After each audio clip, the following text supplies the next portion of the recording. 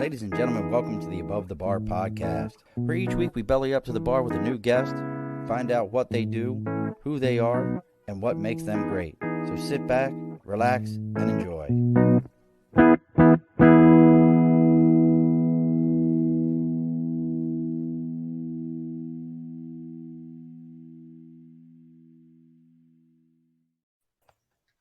Alrighty, folks, welcome back to the Above the Bar podcast. It's your host, Sean.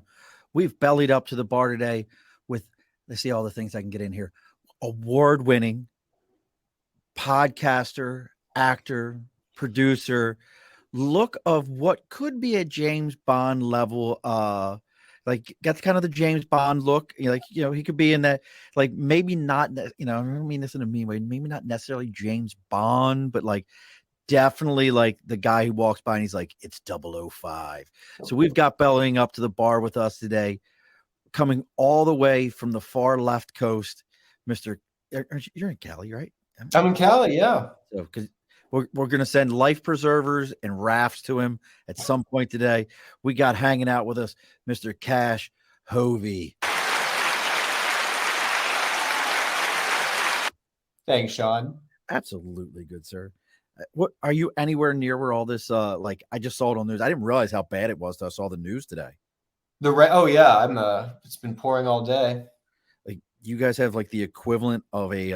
It looked like a hurricane, like rolling. I haven't heard any reports of a hurricane, but it's really been coming down the last couple of days. Yeah, they said like Sacramento's in like all kinds of bad shape. Like oh whoa, no, I haven't heard that. Yeah, no, I've actually have a relative from Carmel in town.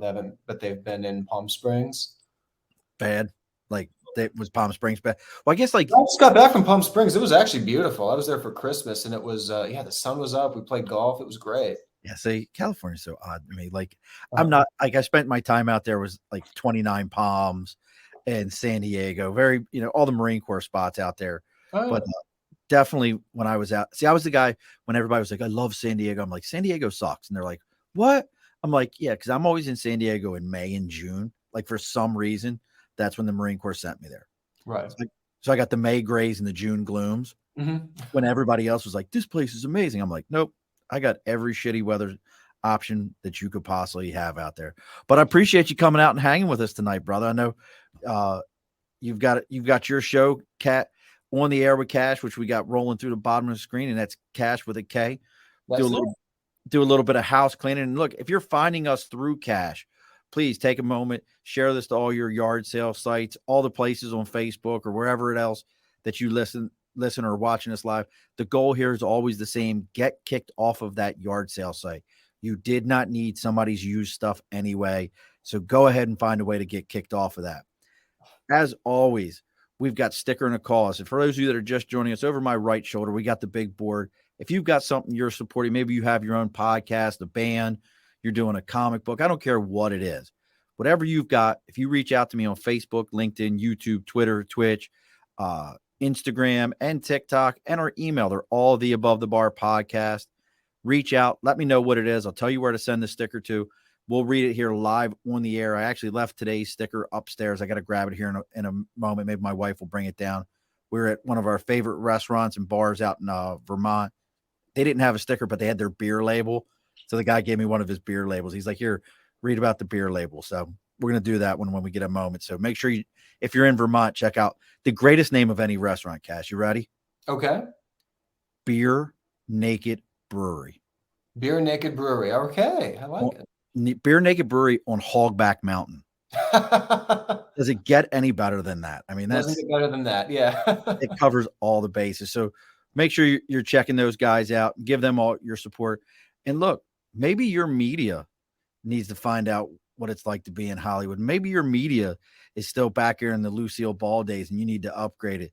Make sure you reach out to Media by Dibs, and that's DIBS.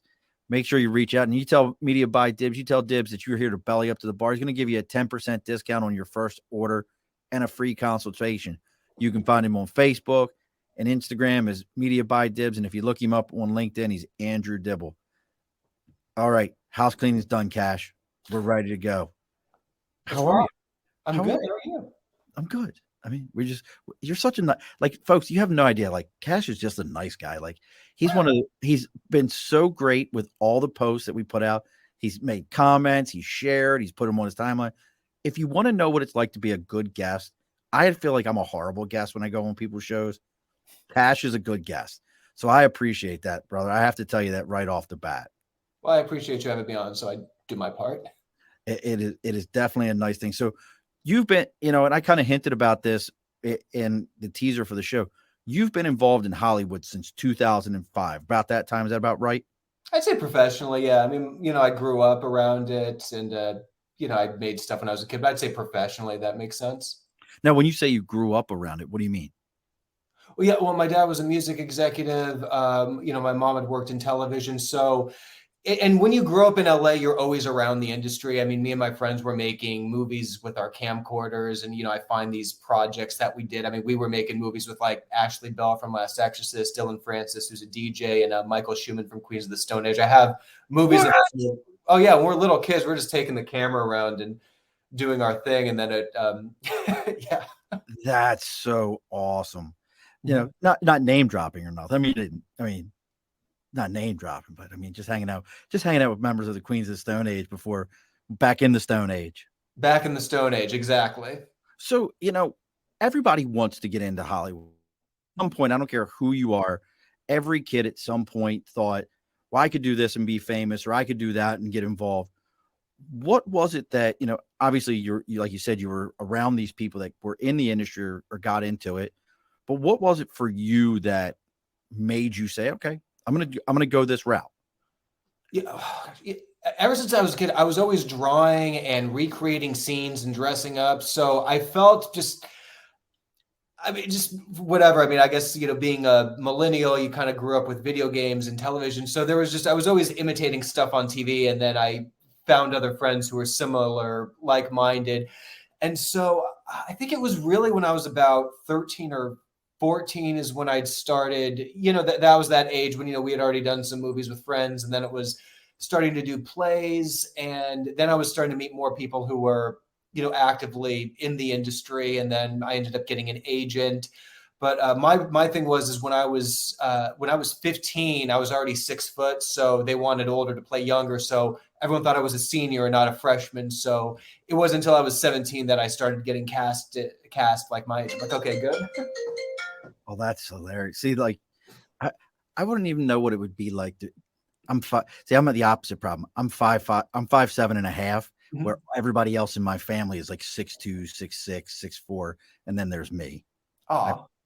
So did you all me? I got awed for being short. No, I didn't want you to feel no.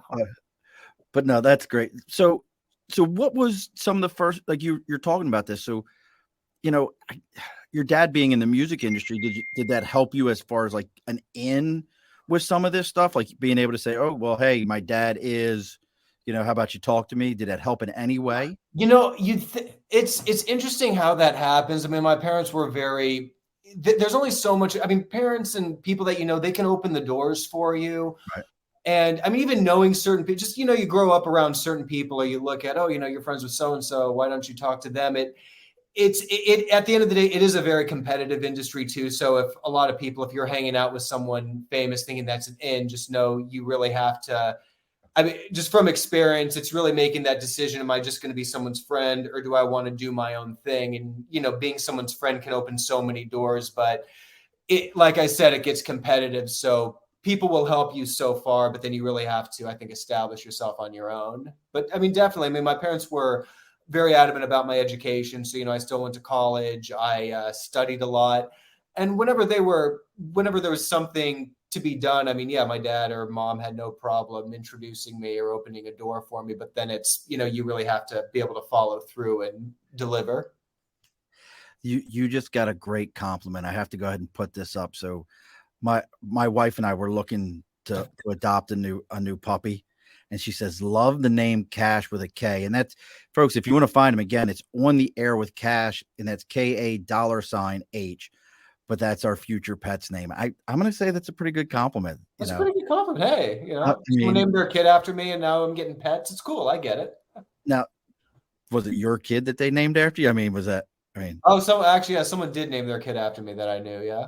okay. I was just like it didn't require DNA testing or anything. Oh After, no. It was a guy friend of mine who okay, just named double his check. son Cash. Yeah. Nothing Just like. want to make sure it wasn't like, yeah, he named it. They named the kid, Oh, he and kind of looks like you. I'm gonna name him Cash now. yeah, no. Trust me, it's not. It's not me. I have nothing to do with it.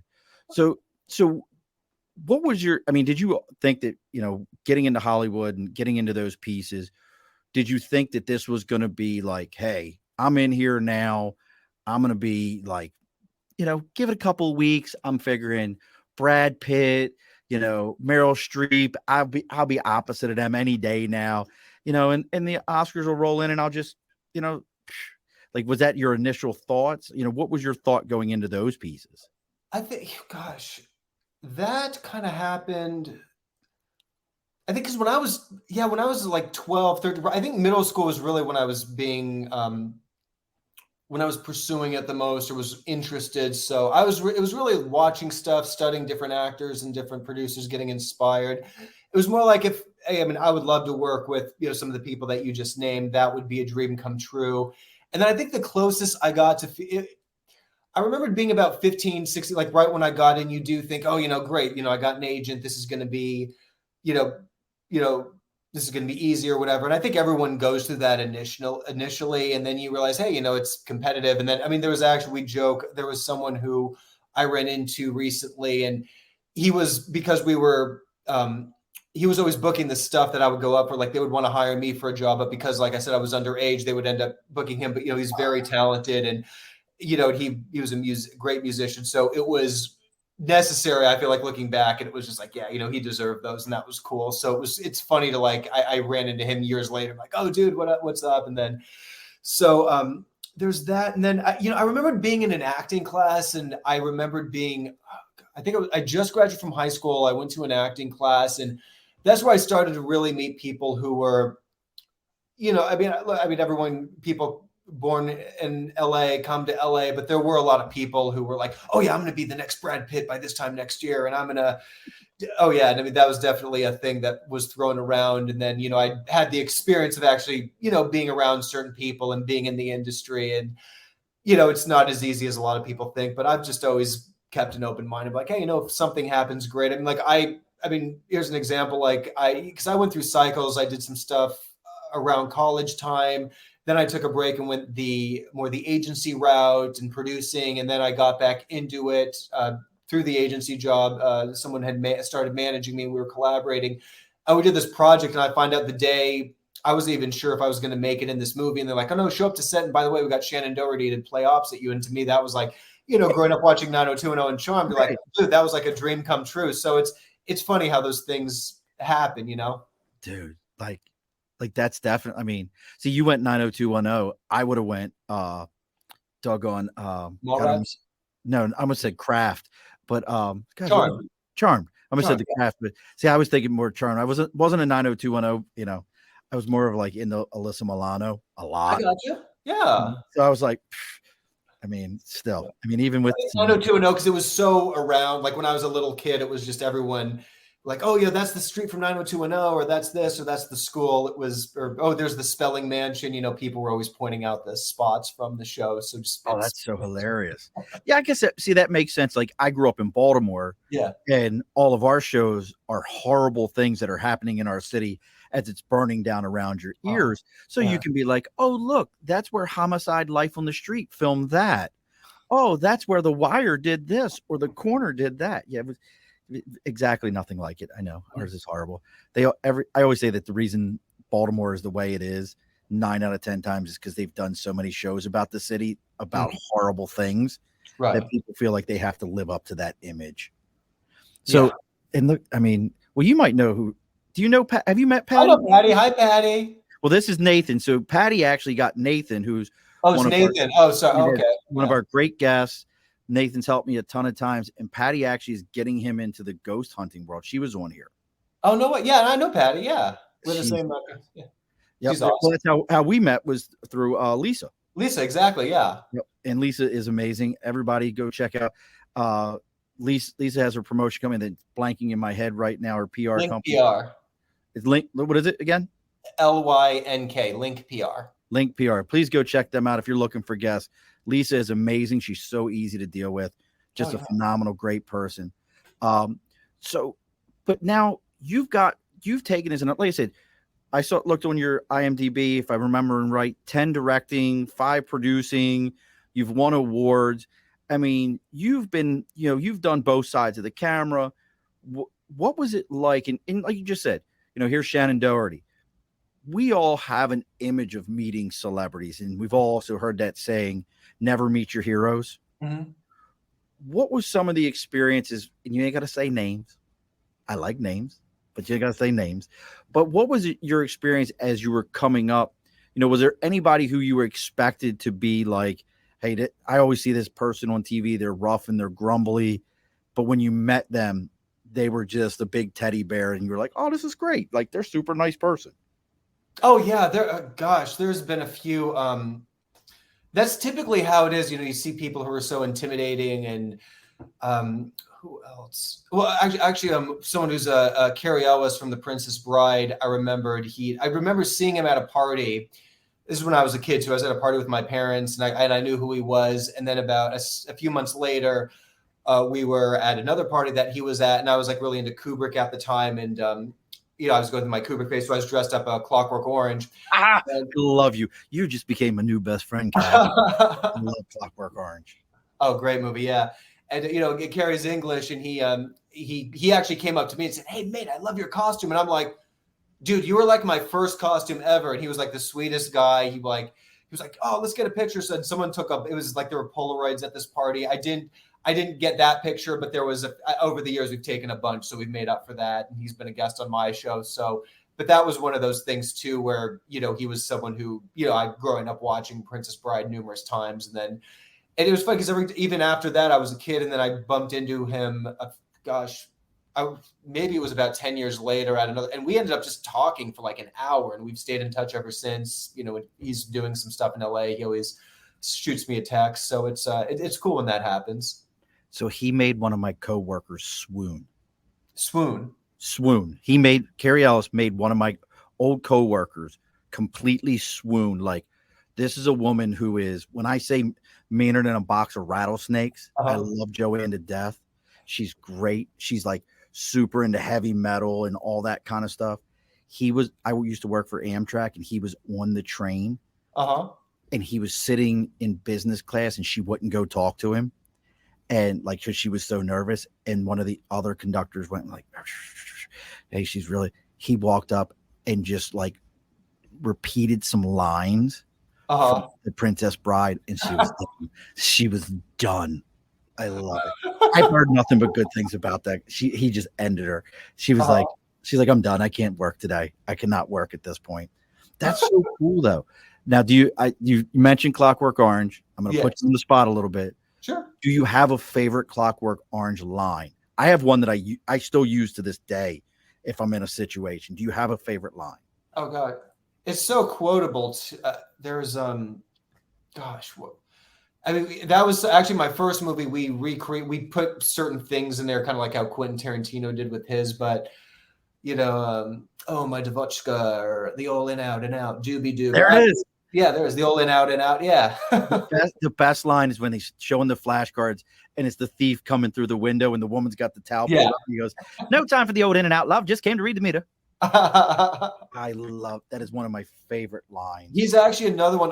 There was a family friend.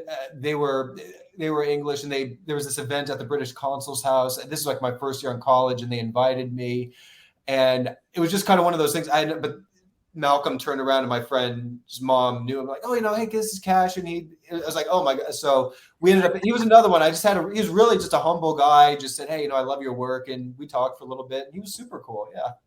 Well, I've thought about this, and I'd love to get your feelings on it. Most actors aren't comfortable, and this is my thoughts, aren't fully comfortable with who they are. So pretending to be somebody else is easier. So when you meet them, a lot of them are shyer people. They're not very boisterous. Has that been a lot of your experience? I feel, let's see. Yeah, I've really had such great experiences with people, to be honest. I mean, even oh gosh, I remember meeting Mark Wahlberg when I was like again like 15, and I was like really into Paul Thomas Anderson. I'd watched Boogie Nights a bunch of times, and I told him I was a fan. He actually pulled me aside and just talked to me for a little bit and just said, "Hey, I really appreciate that, man, and I hope to see you out there someday." So he was, and I've bumped into him a couple times over the years, and he's always just a sweet guy. I haven't. It's yeah, I find that way too. Or there are certain people who are. I've noticed there are certain comedians I've met who they have such a loud energy, but then sometimes they're a little more reserved and more shy. Don't really want to talk to people, or they're not like how they appear on screen sometimes. So, and that kind of feeds into the other thing I wanted to talk to you about, which is your podcast. Got about 124, 127 episodes of that in the bag. It's on the air with Kash, and that's KA$H. Mm-hmm. On the air with Kash, and that's. Am I pronouncing your last name? Is it Hovey or Hovey? Hovey, yeah. Hovey. I want to make sure I wasn't butchering that. I butcher last names all the time. So, and make sure you're looking up Kash. You can find him on Facebook, Instagram. He's got about 14 different Instagrams to include a fan page. I was impressed by that. I don't know why. I don't know why Nathan hasn't started a fan page for the Above the Bar podcast. They keep bringing up. I mean, every now and again, I'll get tagged in something. I'm like, oh my gosh, where they find this picture? where this one's so from? great. Hilarious. But you got a fan page. I mean, so you're doing it with the podcast. As you were moving into getting into that and interviewing celebrities, did it come up like, well, heck, I've met so many nice folks, the opportunity to do this? But is that where that comes from?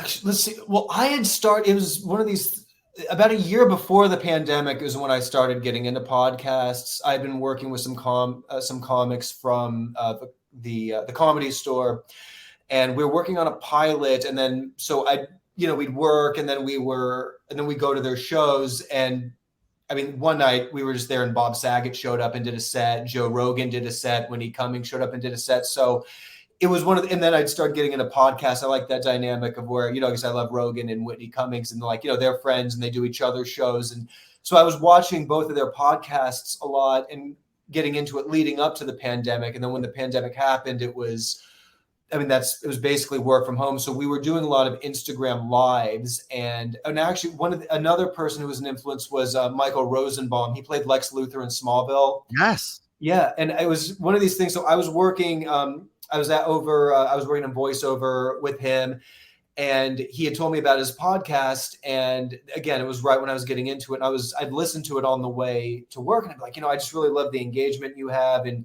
I mean, he had Beverly D'Angelo on, and I had just met her as well too, and she later was a guest on my show. And it was just the way that he engages with his guests. Really knew his. Was an admirer of their work and their friends. So that's where I started studying the art form of it. And so it started off as this thing with me and my friends during the pandemic to, so we could all just stay connected and do something. And then later on that year, the old studio, I still have it. It was a glass sign that says lights up. It says on air with Kash. I need to do something about the wall so that the light looks proper on camera. I still have it. My dad gave that to me as a birthday gift that year, and so I took it as a sign. So cool. I spent a lot of time in the studio, and we're doing this. So yeah, it made me want to get into the podcasting. So it's funny you bring up Michael Rosenbaum. I just saw a comment from him where they asked him about would he want to reprise that role as Lex Luthor in the DCU, and he said absolutely. I would love to see some of those Smallville characters come into the. Were you a fan? Like, I got to ask that question. And Nate, I'll get to your question. Nate has the most important question of all times. But do you ever, are you into the whole DC, Marvel, any of that? Or is it do you feel like they're beating a dead horse at this point? I'm still a fan of the movies. I mean, I know what you mean. I mean, the thing is they do. I mean, I even just growing up, I mean, like with the Dark Knight and everything, it was, or with Star Wars. I mean, I remember being a little kid when they, re-released the originals, and then when the prequels came out, you had to wait 3 years. But now I feel like you can catch up at any time, or they're always before I even know. So they're very enjoyable, and I mean, I still love going to the movies, and yeah, so I mean, I'll always go and see, and I really Dark Knight, the DC, Marvel, Iron Man. I mean, I love all those movies and those characters, and yeah, I mean, Michael, I guess he does Guardians of the Galaxy. Michael Rosenbaum does, and so yeah, I mean, I think they should try to bring him back into DC. That's going to be what keeps me out of Hollywood right there is Guardians of the Galaxy. I have an Yeah. entire diatribe that I get into that I love all the characters from the Guardians, but I'm an Mhm. old school comic book guy. Like you can't see it behind the camera right now, but I have things like uh CG Seed, Adam Warlock books.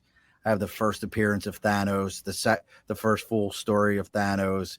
I've got my personal favorite cover, Green Lantern, Green Arrow, with Uh-huh. Speedy with a heroin needle. That's it. Like that was an actual done by Neil Adams. They have all these things behind me. So when I watch these, I know the history of the characters. And look, he everybody's like, James Gunn knows all those comic books. I'm like, no, he doesn't. He ain't never read a Guardians of the Galaxy a day in his life. People are like, yes, he has. I'm like, do we want to get into this? And I can't tell you how many times I've been cussed out on social media. And I normally just go, at this point, I obviously know that I've gotten my argument correct because you've gone to violence and ignorance. But yeah, see, that's the dork in me. That's my big dorkness. So, I got to throw that out there. But Nate has an important question. At these Hollywood gatherings, what is your go-to food? Oh gosh, I love sushi. I love pizza. What else do we have? Gosh, love Vietnamese food too, and they've Oh, opened some great restaurants now. Yeah, have you had Viet Cajun? I haven't had Cajun yet. No, No, Viet Cajun. what's Viet Cajun? So that's a big thing in Houston now because they have a Okay, very large Vietnamese population in Houston. It's been there for a long time post Vietnam. And okay, they've kind of married it with Cajun food, which is also big in Houston because it's all right right. there. And Mhm. they've created an entire genre of food called Viet Cajun. Okay, And I've had it. We have a place here called Union in Albany, New York, that has that kind of Viet Cajun. It's so good, so right. good. Okay, all right. I'm not. All right, that's gonna be on my note. I just It'll moved them in. Literally everything's walkable, so they're always open. So I Viet Cajun. I'm gonna have to look that up. Viet Cajun. It's a must. There, like I tell people, and there's a fat kid that lives in my soul. You could actually, if you want to start doing a lot of movies again, you need to come to Albany. Like that HBO Gilded Age, that's here. Uh-huh. That's like Okay. down the street from the house. That one, it's an older movie, but Salt was done here in Albany. Okay, all right. Yeah. I know it's Albany, amazing. There's so many productions all over yeah, where you'd least expect it. Because this is the first time hearing about all. I knew Atlanta and yeah, in Georgia, but yeah, that yeah. doesn't surprise me. I mean, here's stuff with Wyoming, Colorado. So yeah. We're in New York. You've got um, New York is friendly to all the Hollywood pieces to the puzzle, so they've got that. But Troy is an older city. Harrison Ford just did some movie here. Like he was Oh, just no way. finishing. Okay. Yeah, they've got all that stuff going on down here. There it is. Ironweed was just done here. Um, Ironweed. Okay. he just did Ironweed, which is based on a book, and I think it was Gary that Mhm. the writer is from Albany that wrote Ironweed, and we even have a bourbon company that has all this stuff called Ironweed. So Okay. getting back, I told you we're gonna make left turns, brother. I told you. But Hey, I'm gonna do. I dig it. getting back on track. So as you're getting ready and you know all these folks, and I saw that you had interviewed Whitney Cummings. I'm going to admit it now. I know my wife was watching, but I definitely have a crush on Whitney Cummings. I do not have the confidence enough to date a Whitney Cummings because I feel like she would just bust my chops the entire time. But I love her interviews. I've seen her on Two Bears, One Cave. I've seen her on Joe Rogan. I've seen her on so many different things. She's amazing. What was your approach though?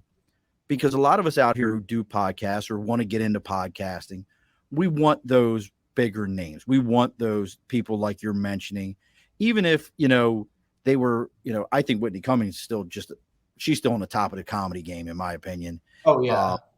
I mean, I just saw her I think it was the Netflix thing. I just saw her in something, but Mhm. what was, your approach to some of these folks not wanting to hurt friendships, possibly, to be like, hey, would you come on my show? Not wanting, worried about that rejection of somebody being like, man, I ain't coming on your podcast. I ain't got time for that. What was your approach to those folks? Well, to her, that was actually an interesting thing. So I've been thinking, just being in LA, I mean, and I've definitely reached out to people where, it's that long road to know, basically. And I mean, there's someone that I knew and I texted and they were like, oh, yeah, get in touch with my people. And then of course, our team reaches out and then they're not a bit. It's like, and then of course, this person being the person that they are was like, oh, hey, how'd it go with my, it's like, you know how it went, dude. It's like, so, you do get a lot of these. Oh yeah. When they have the, yeah. So I know. So, I mean, there was like what, so, whatever, it happens. But Whitney, actually, that was an interesting story because there's, and again, this is, for me, it was just kind of getting up, doing the podcast. You can't be afraid to fail. You're going to hear a bunch of no's before a yes comes along. I mean, we submit constantly. We don't always hear back. Sometimes we get rejected. But then the Whitney thing, actually, that was an interesting thing because I'd done more in studio. I've only had maybe a handful of friends come over. And then I actually started doing some live stuff, like for some film festivals, and that I've been involved with. So as it happened, Whitney was getting honored with this award. It's called the Rodney Respect Award. Like they've given it to Tim Allen and Jim Carrey, people who have who Rodney had mentored. And it was interesting because so that was happening at the Skirball Center here in LA, and it was the LA City College Foundation gala. And I guess Rodney had donated to them, and there's like a hall named after him. And so the awards, they were presenting it to Whitney. Now, I actually did the undergrad or the associate's degree. I got my associate's degree from LA City College, so I was an alum. I got submitted to go, and they were like, "Yeah, we'd love to have you, come and have some words with Whitney." I'm like, "That would be a dream come true. Let's do it." So it helps. I mean, it was just one of those things. Like I'd seen her live, I'd met her before in the past, but then it was like really one of those things where I showed up. They were very accommodating, and Whitney came and people were kind of doing just doing the interviews, and I just waited, and then we had a great moment. And then she gave me a compliment. She told me I was really nice, and I was like, okay. And that's on camera. We took some pictures, and then just her stories were incredible too. I mean, she got up on stage, and it was actually fun. The cool thing about her too is I was watching her speech, and she was talking about how her dad was always telling jokes. And then she said, so the first time she saw Caddyshack, she's like, oh man, there's this loud guy in like rainbow pants, and he's telling all my dad's jokes. And I'm telling my dad, dude, Dad, we got to get a lawyer. This guy's plagiarizing you. And he goes, oh yeah, this is this guy Rodney Dangerfield. So her dad was always quoting Rodney Dangerfield and saying his jokes. And then she saw Caddyshack and saw his movie shit. And I'm like, dude, that was so my dad. I mean, I can remember my dad just telling jokes. And then he introduced us to like Caddyshack and Back to School that same summer. I'm like, oh, that's where we heard it. And that's where we got the references. So it was cool. Oh, that's awesome. Here, my buddy George, he's got the Outlaw podcast. He got all these podcasters checking you. He says every unasked question is a no. Absolutely. Like, you got to be willing to get out there and ask people, to be guests. Absolutely. So you've had a pretty good plethora of well-known folks on your show. Who's some of the ones that, obviously I brought up Whitney because I am a fan personally. Who's some of the other folks that have stood out for you that maybe even when they did say yes, that you were like, oh shit, they said yes? Who's some of the ones for you? Well, Carrie, definitely. He had just had this movie with Brooke Shields come out. It was A Castle for Christmas, which is on Netflix now. So, it was coming up. I just texted him. He said, you got it. Let's, and he put me in touch with his people, and his people were very accommodated. They said yes. And, we arranged it. We did the interview, and then even and Beverly as well, Beverly D'Angelo. And that was an interesting thing because I had met her around the same time as Rosenbaum, and they had, she'd been a guest on his show. And we kept wanting to do it, but our schedules kept conflicting. Like she'd get booked on something, then I get booked on something. So as it happened, I think it was a few months ago, and it was really one of those episodes where we really just opened up, and I learned so much about her. She learned so much, and she actually called me the day before, and we talked for about an hour before we went on, just to talk about where to go with things and stuff that we were going to bring up. And so, and she's just someone who's really been, and it was one of that was a conversation that went on for, so Miss Griswold, of course. Exactly. And then, and she just has so many fascinating stories. Even she talks about booking that role, and before that, just what her life was in the 60s and 70s. And it's just really, when you watch that episode, you really just see the evolution and that journey that she went through. And I think we both kind of took a journey on that one. Well, I mean, let's call it Beverly D'Angelo bombshell through those. I mean, just, stunning woman, still beautiful to this day. I mean, but wow. I mean, that's so cool to me. I'm gonna, I'm a little starstruck for you. I'll do it for you. I get starstruck too. It's cool. I mean, we are in this world. You start talking to folks. I've interviewed enough people where I'm like, hey, I've talked to Olympians, and people are like, what? I'm like, they're Olympians. They've won gold medals. It's pretty cool. I mean, I've talked to Kash Hovey, and he's on his own show called On the Air with Kash. I mean, you've got to go check the guy out. Now, how often is your show coming out? Well, we took a little break during the holidays, and but we're looking to ramp up again this month. We have a few people we're scheduling, so it's really, sometimes we get a lot of interviews, or just a publicist will reach out like, oh, we have so and so, and they're trying to promote this. Do you have any room? And so we do our best to accommodate. And then, but even with me, it's like I do other things too. I mean, this year was a busy year too with some acting. And then I got invited to co-host. That was another thing, because during the holidays, there's a show out here called Good Day Live. They film it in Brentwood. It's on Amazon. They stream it live on Amazon, Sway TV. And so it's like a daytime show with my friend Michelle Murad, and her partner on the show was out that week. So they asked me to fill in, and I brought some cool guests, and that was fun to do a live show. And I think it's a good balance, because, and she's someone who, because I mean, I can be animated and do my own thing. But with her, she's such an animated person. I mean, I don't know why she doesn't have multiple shows or movie deals. I mean, she's like really on that point right now where she's about to get discovered. I mean, she just gets out there, and her energy is so great. So I felt like in that, it's like, okay, this is her zone. And so I'm just kind of going to be more the, I guess what I'm saying is I go into search to everything's a little bit different, where it's like, it's like, okay, so this is like her show, and I'm kind of, I'll be more like the sidekick, or like I want to say like straight, just kind of more reserved or whatever. And I'll throw in my quips every now and again, but like let her kind of control it with her energy. And so it's fun to do that balance too. Like, you do your thing, I'll do this, or you come on my show and we'll do it a different way. Well, I saw all your posts about being on there in the morning show. I was going to ask you about that, if that was going to be a more regular thing, if that was something that you've kind of gotten into and it's going to keep going on, or if it was a short-term piece. I didn't know which way that was going. Yeah. Well, that was the co-star, the co-anchor, Kyle Trueblood. He was so talented, good friend. I mean, he's been so supportive of me and Michelle. He was out that week, so they asked me to fill in. But I mean, they're all friends of mine, so it's one of those things where if they need, I'm always down to work with my friends. So if I'm ever needed again, I'm happy to go on and help. And I've talked to Kyle and Michelle about other projects that we'd like to do.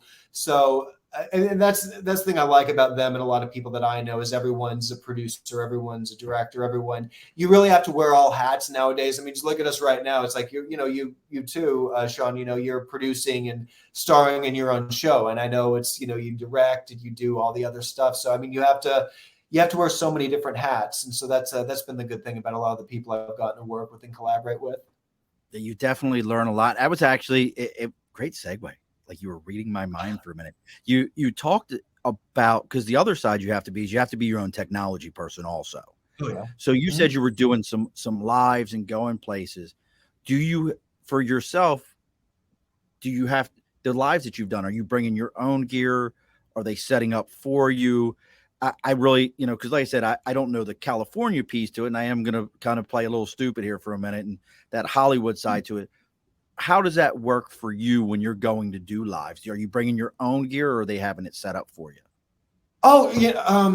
Well, when I really started doing that, the festival that I was actually, they just released the interviews. That was the Burbank Film Festival, Burbank International Film Festival. It was at the Burbank Marriott, and they had a crew. They just wanted me to be the host. So there were a few movies that they wanted like a mediator to or a moderator to, kind of just introduce the cast after the movie played, ask some questions, do a Q&A, and then closing night, Christine Lakin, who was she was on Step by Step. She played Patrick Duffy's daughter, and that was a show that I grew up watching in the '90s. Absolutely. And Yes. oh yeah, and so, and she's had this epic career. She's another one. She went to college, got her degrees, and then but she directs for all the hit shows. Step by Step. Yeah, that was TGIF was ABC. She directs for like the Goldbergs and a bunch of shows Really?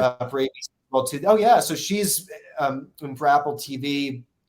And so she was the main host that evening. So I got to interview her and like Autumn Reeser and Mike Manning. I mean, there were so many just great people at that. So that one, they provided their own crew. And there are times where, just being in the industry enough where I can, pick up a phone and be like, hey, do you want to collab on this? We can do this. But then I do have, a camera and gear if I just want to go and get it. Like that's what I did with Danny Trejo had a new book. And again, that was at the Skirball Center. They asked me to come down. So I got to have I got to talk with him and Ed Begley Jr.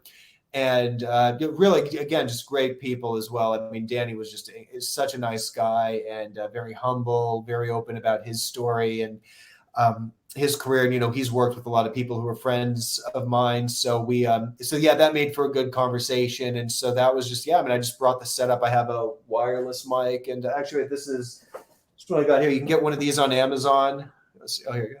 There you go.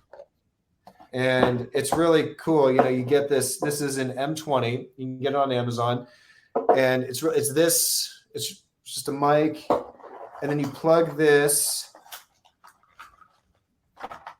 You take this piece and you put it in right at the bottom of your iPhone, and you turn it on, and it connects. Oh, that's perfect. Yeah. So you're on the go. It's great. Yeah. I mean, and if you've been doing this as long with that many episodes, you start acquiring so much gear. And that was what I was curious. Like if you can't see it, I'll have to show you one day. Like I have like a travel bag and a backpack. Like if somebody calls me and says, hey, I need you to do a live, I only need to take the laptop that we're on right now, unplug it and the power cord, stick it all in a bag. And I've got an entire setup for travel. So absolutely. You have your studio. Oh yeah. Nate's ready to hook you up. He's got NFL guests. Right. He's big with some Ravens players. He's helped us get some NFL players. And very cool. Sasha Mitchell was hilarious. Sasha Mitchell. Oh yeah. Yep. The Code Man.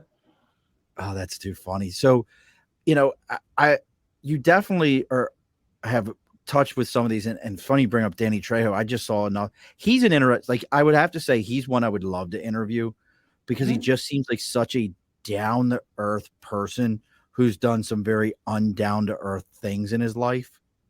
Like he's been involved. I saw something with him recently where he's like, I don't get these actors these method actors and they want to get so into a part. He's like, we go to lunch and somebody wants to yell at me like, hey man, give me that salt. And he's like, who are you talking to right now? Like, would you like the salt? Can you say please? And all I can think to myself is some of these like guys that like Danny Trejo's done dirt. Like he's done real dirt. Like, please don't talk to that man that way. Please don't make him snap. And then we all got to be like walking around with free Danny shirts on. Please don't do that. Don't put that man in that spot. So what are some of the things that you've got coming up that, obviously, you've got the podcast, you've got some directing things that you're doing and producing things that you're still doing, but what do you got coming up here in 2023? I mean, it's day 4 of 2023. What's coming up? I mean, that's crazy to even think it's already 4 days into it. We're 96 hours into the new year. I know. 96 hours down into it. So what do you got coming up? Well, we shot a movie last summer. I heard they're editing it, so maybe we'll see it out this year. And then there's another project we started filming in November. We did the pitch for it. We submitted to a festival. There's some interest. So we're looking to get that rolling in the spring.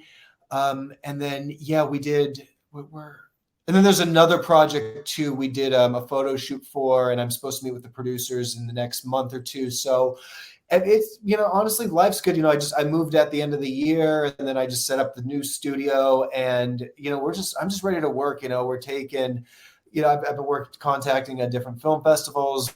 They want some more content. So and that's the beauty of LA. And right now, just like what you said about with having your own studio, there's people who, just really you can call and be like, hey man, I got this great idea for something, and I feel, and a lot of things too is, you need to go through some losses, can't be afraid of failure. I mean, I've definitely, it's things go in cycles too. I mean, sometimes I've had good relationships and stuff with people, and all of a sudden there's disagreements about a project, and then someone pulls out of it. And, you have to go through that and understand how it works sometimes. So I'm really fortunate for a lot of the lessons and a lot of the people that I've had. But I feel like right now I've just really had a lot of great friends, great people in the industry that I believe in, that I want to see succeed. And I feel like, yeah, we're all a family. We all look out for each other. I don't even know how I pieced this together, but you just said something that was the first time that I realized it. I think we all think of Hollywood as this, especially like, I can go upstairs right now. Well, I got 2 TVs in front of me. I can turn my TVs on and I can watch 8 episodes of the new season of whatever. I'm a big Letterkenny fan. I can watch all. If you can get me Jared Kelso, I mean, I'll pay pretty good for Jared to come on my show. I'm just letting you know. That's Wayne from Letterkenny. But I can turn it on, and we almost think that Hollywood is this instantaneous thing. But listening to you, hey, I filmed a movie last year. It's still being edited now. I'm supposed to meet with producers for a photo shoot, in a couple of month or two. So it really is, it's a longer game than I think most of us realize. That's what I'm hearing. Mm-hmm. Oh yeah. Nothing happens overnight. I mean, I've had a few, and it's interesting how certain things just come in a flow. Like I said, like that Shannon Doherty movie, I shot that.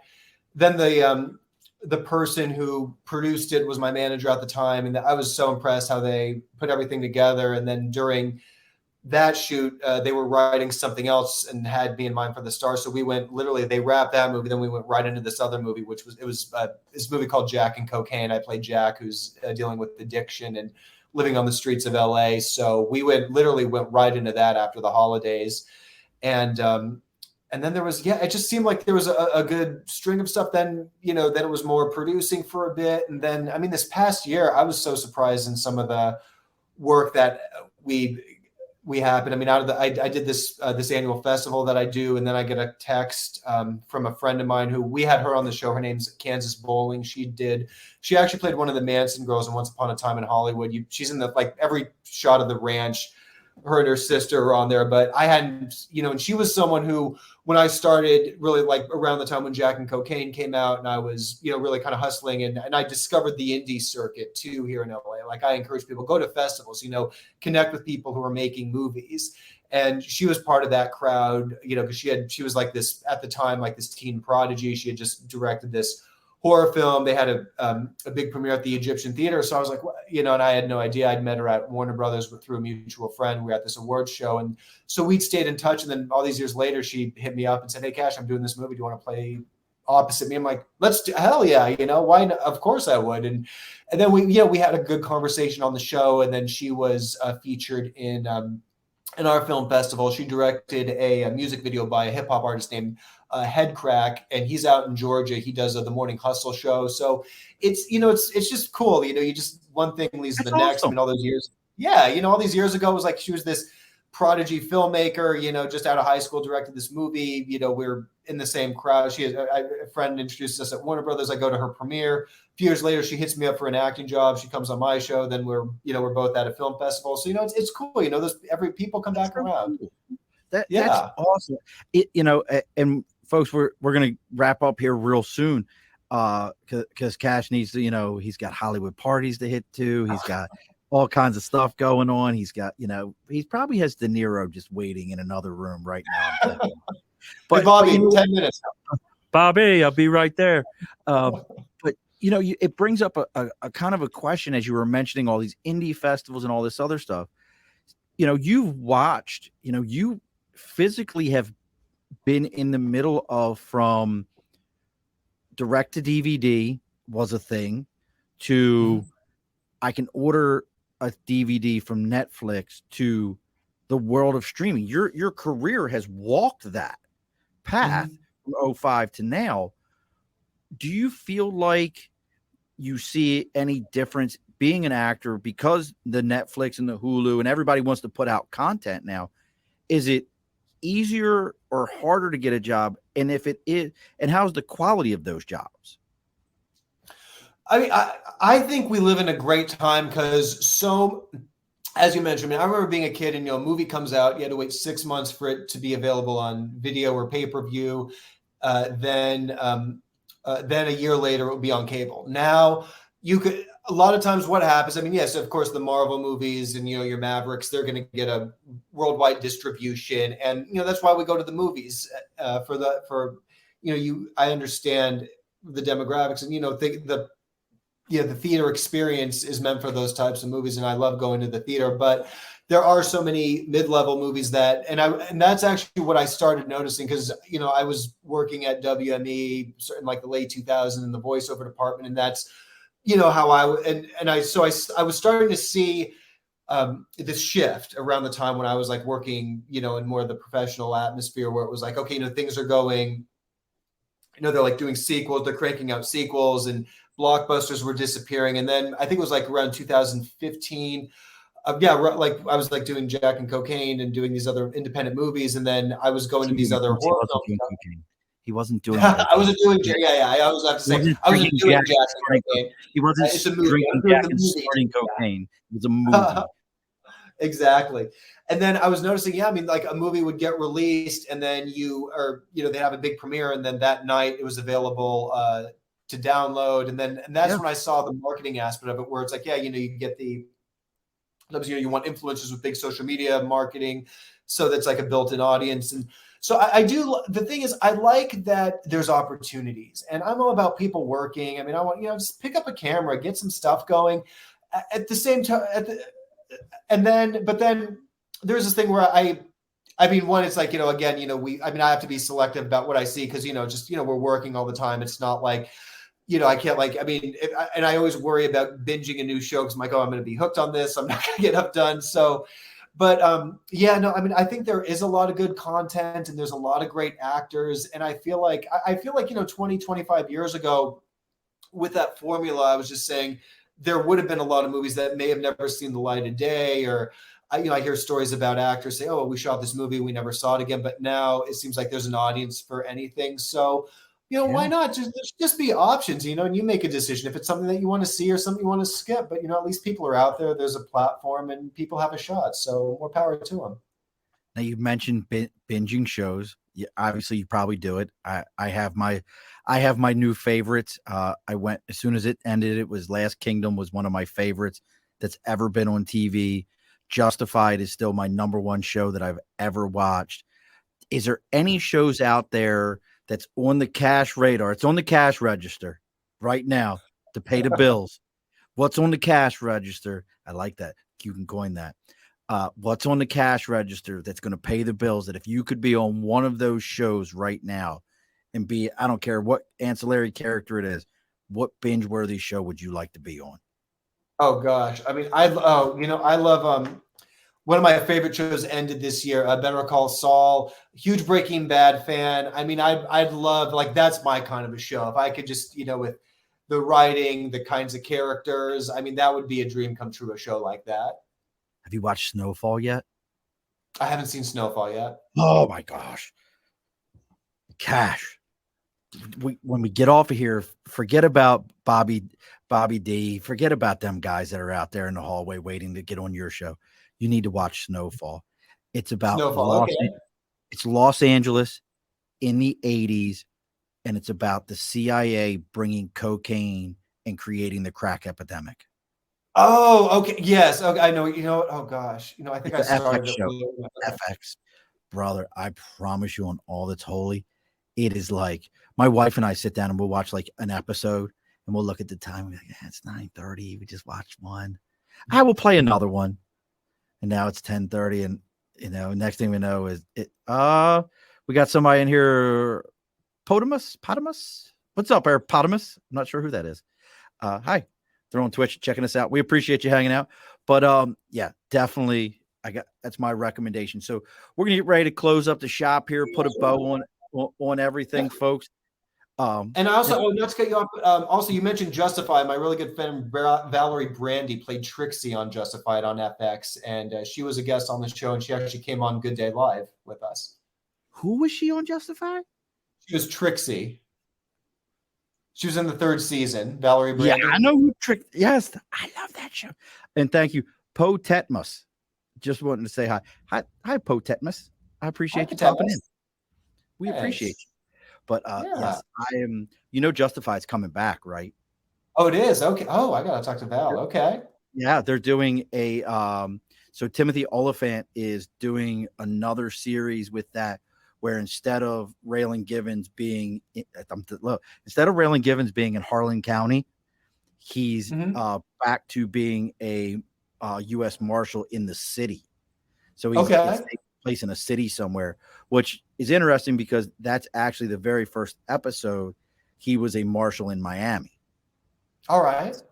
So very first, before they send him back to Harlan County, where he was originally from, and he knew everybody. So I told you that was my show. Patton Oswalt. Yeah. Patton Oswalt was on that show. Patton. Okay. Yeah. I like Patton. But I think Patton gets into everything. Like if you need like he's that guy where you're like, did you know Patton Oswalt was in that? Where the hell was Patton Oswalt? Just go watch the damn shit. He's in the movie. And next thing you know, you're like, no shit. Potetma says, I am so lost in Hollywood films and actors. The films don't get that much cinema time over here compared to the local stuff. Where's over here at there, Potetmas? You have to tell us where over here is at. But that's a great point. I know we're getting ready to wrap this up because you've got to get ready to run there, Cash. But that's a great point. I just watched Black Adam on HBO Max. Okay. That's not been out of the theaters a couple of months. It's been ago it was released. I don't like those movies. I don't even go to the theaters. I'm not a big theater person anymore, only because I've got kids and a 5-year-old and all these other things. She's in Norway. I heard Troll was a global. Okay. Oh, are you talking about Netflix Troll? That I heard was very good. I haven't got a chance to watch it. And thank you for joining us from Norway. That's so awesome. Look, this is the Above the Bar podcast international version. So we're gonna get ready to put a bow on this thing, folks. Make sure you go check out Cash and Cash's show, On the Air with Cash, and that's Kash. That S he uses the $. You can find him there. Make sure you're checking out his IMDb, his Instagram. He's on Facebook. He's on LinkedIn. You name it. You can find Cash everywhere. He's just like myself. Reach out there, find him, follow him. He's got about 35 different Instagram pages that either somebody has made for him or, his fan pages. I expect that all of you are jumping on those. Potetma says so many local spots were filmed during it. Actually saw the huge Viking ship arena near it. I'm gonna have to go. I know exactly the movie you're talking about. Troll. I just haven't watched it yet. I need to go. It's on my list. It's actually on my add to my list. So I need to go watch that one. Potetmas, you're gonna make me go watch it.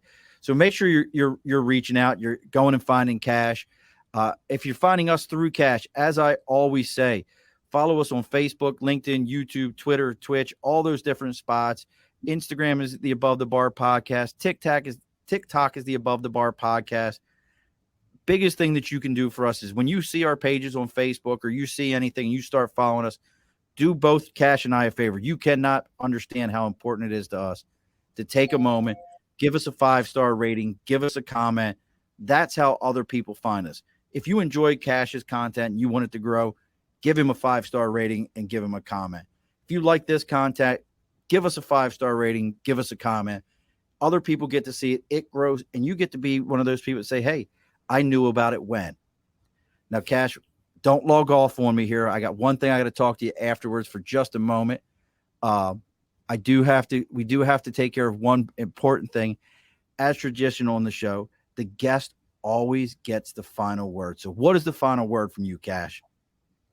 Well, first, I want to thank you, Sean, for having me on your podcast. This has been great talking to you, and just everyone listening. I really appreciate all your support. And, really, I mean, Sean is amazing, and we've had just such a great conversation. Please tune into his podcast. It's a blast.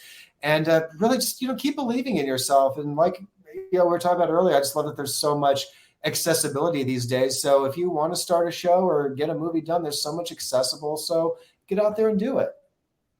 Alrighty, folks, be sure to push your stool in. This has been an Earplug Podcast presentation, found on earplugpodcast.com, iTunes, SoundCloud, and wherever your favorite podcasts are found.